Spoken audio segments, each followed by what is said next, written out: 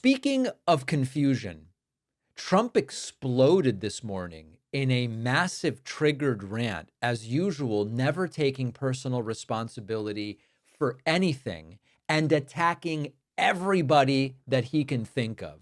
This is not normal behavior. And this is, as we continue to cover, this is concerning even to many Republicans who see this crap and ask themselves, what is this guy doing? Let me see if I can get this framed correctly for us. Trump posting, wow, fake news MSNBC has really bad ratings. In fact, not much better than the broken broadcasting disaster known as CNN. Comcast, which also has the ailing network known as NBC, is trying to stay away from lawsuits by disassociating NBC from MSNBC, but it won't work. Comcast, the owner of both, and its chairman, Brian Roberts, are a disgrace to the integrity of broadcasting. Okay, so first instinct is attack media outlets I see as adversarial. Trump continuing. The United States is taking in record numbers in tariffs, with the cost of almost all products going down, including gasoline, groceries, and just about everything else. Likewise, low inflation is down. Promises made, promises kept. Now, unfortunately for Donald Trump, one of the problems is that all of these claims are pretty shaky. I mean, even his claim about gas prices going down, it's pretty up and down. And in fact, if you look at where gas prices were, just a month ago, they are up about 5, 6, 7% from there. These aren't major changes one way or the other, but the victories that Trump is claiming are very much dubious. Trump continuing, Japan is coming in today to negotiate tariffs, the cost of military support, and trade fairness. I will attend the meeting along with Treasury and Commerce secretaries.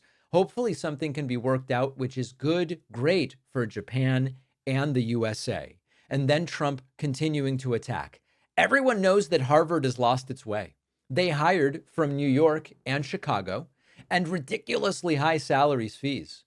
He's talking about Bill de Blasio and Lori Lightfoot, two of the worst and most incompetent mayors in the history of our country, to teach municipal management and government. These two radical left fools left behind two cities that will take years to recover from their incompetence and evil.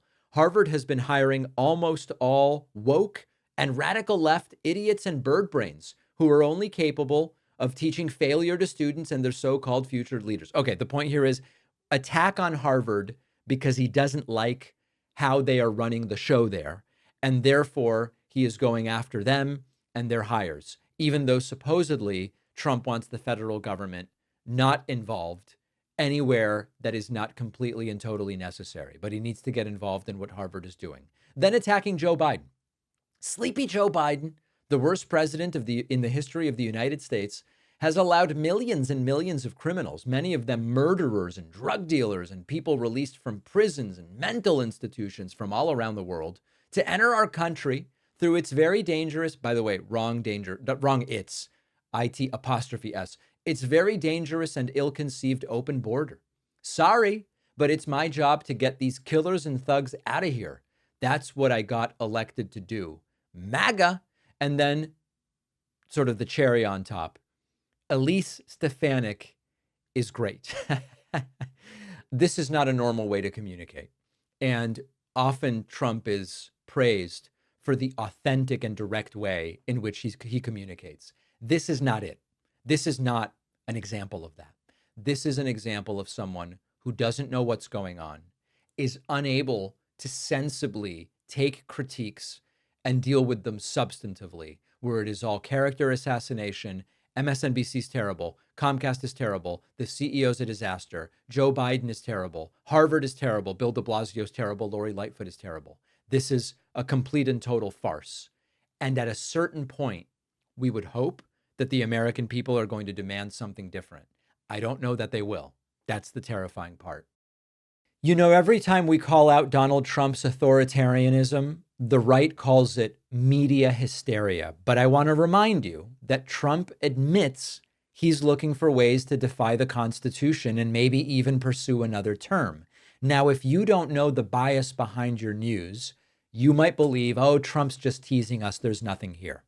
Go to ground.news/Pacman and see how media bias influences more than your perception from Trump's policy and ability to understand and undermine constitutional norms. I've been with Ground News for years now because this is what they do. They expose the hidden agendas behind reporting sources and make it easy to compare coverage and understand critical issues.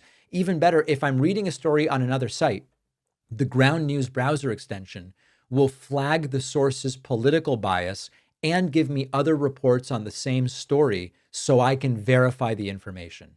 My viewers get 40% off the same unlimited Vantage plan that I use, so you get their top tier plan for just $5 a month. Go to ground.news/Pacman. The link is in the description, or scan the QR code.